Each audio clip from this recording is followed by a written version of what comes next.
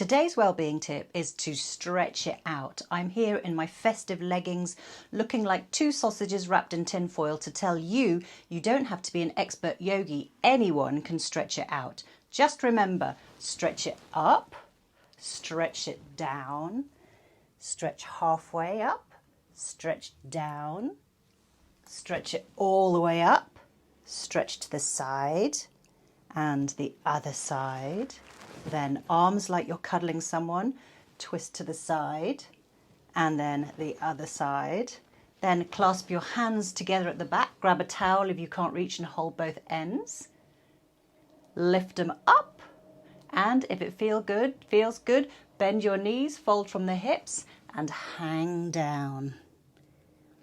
Repeat that 2 to 3 times and that's it. Namaste.